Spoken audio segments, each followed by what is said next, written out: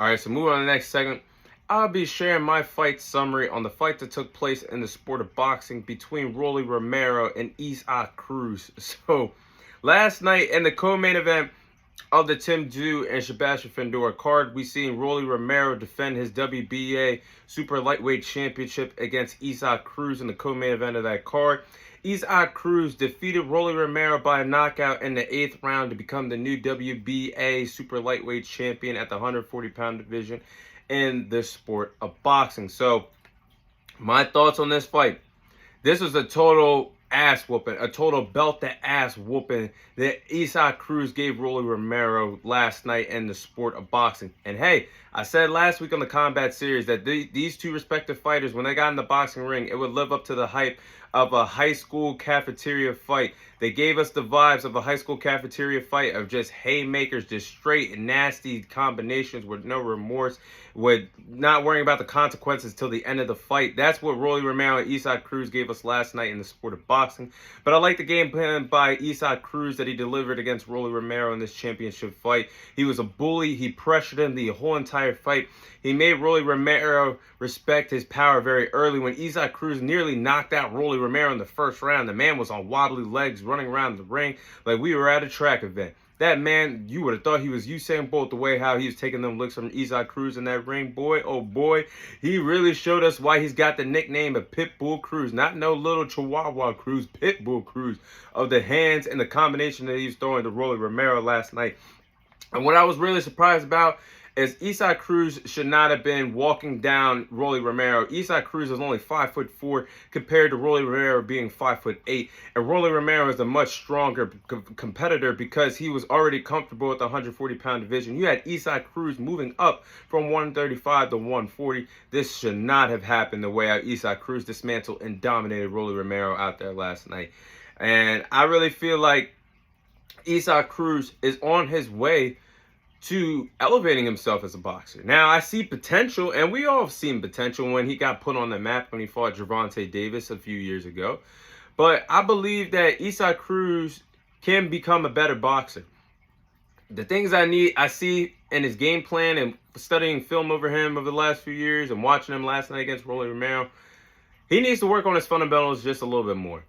And if he works on his fundamentals just a little bit more, I'm talking about landing some combinations instead of a wild right hook, a haymaker all the time when he fights on the inside. Let's get some 1-2 combinations going on. Let's develop a stiff jab, because you got the power to make your opponents respect it. You got a stiff, mean jab coming straight down the pipeline, right down the middle. And I think if he works on that and learns how to properly cut off the ring, Isaac Cruz could be a threat in this sport of boxing. Now, that's a long way to say, but I'm saying I see the potential out of Isaac Cruz, seriously, because the man has power already. But if he can work on his fundamentals, get a little bit better footwork, work on them combinations, learning more than just haymakers and being a slugfest fighter, hey, and learning how to properly cut off the ring, I really think he has a lot of potential. Might want to reach out to a guy, a trainer, or an ex-boxer that's done it all. I don't know. I really think maybe a guy that comes to mind off the top of my head is Sean Porter, because he did go on Twitter or X, whatever you guys want to call it. He was tweeting that maybe he could be in line to train Rolly Romero. So hey, that would be a surprising collaboration. I don't think the sport of boxing saw coming. So maybe he could groom Cruz to be a true contender, because now he's a world champion. But let's get into it. What's next for Isaac Cruz? So, Isaac Cruz just moved up. In his debut, he became a world champion at the super lightweight division. He is now a legitimate world champion holding a WBA world title, the real WBA world title. So, he's a world champion, and he's going to stick at this division now. And if he's going to stick at this division, I really think him fighting Matias in a potential unification fight, that would be fun with the WBA and the IBF world titles being online. That would be an exciting fight. And that would be a violent fight with someone guaranteed to be knocked out in that fight with the power that Matias and Isaac Cruz both possess. That would be an entertaining fight. Sign me up for that. That would be a violent fight.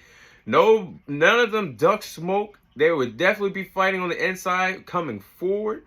Ooh, I'm thinking about that in my head. Sign me up for that. That could be a really explosive fight to see at the 140-pound division before the year is over. But then that brings me to this. What's next for Rolly Romero? I really think Rolly Romero has hit rock bottom.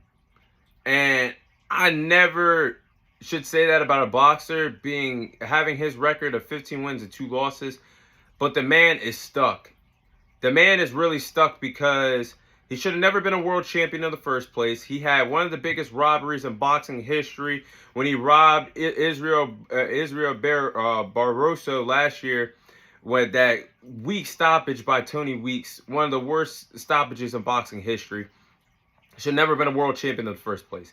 And him changing his trainer didn't make a difference either. So now you have proven you can't hang at 135 because you got exposed by Gervonta Davis with that the hook that sent you into the ropes, leaving yourself open to get hit with a 619 by Rey Mysterio a few years ago.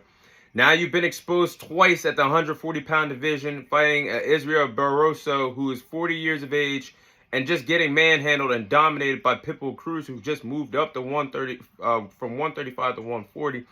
He's stuck because he can't compete with the top dogs at 140. He cannot hang with Teofimo Lopez, Ryan Garcia, Devin Haney, Matias. We just saw that because he got dominated by Isaac Cruz.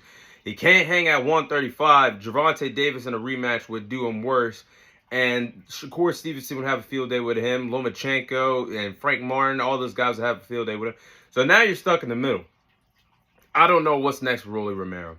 And Floyd Mayweather Promotions, they have a problem because now you're out of stars. They do not have not one single pay-per-view star right now. They don't have one star that can sell a fight. They don't got nothing.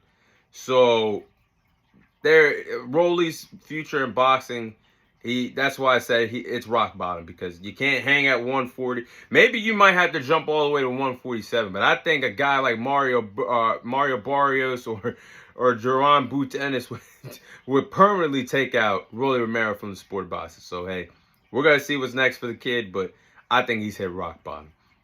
But those are my thoughts on Isaac Cruz versus Rolly Romero. That is my fight summary on that fight.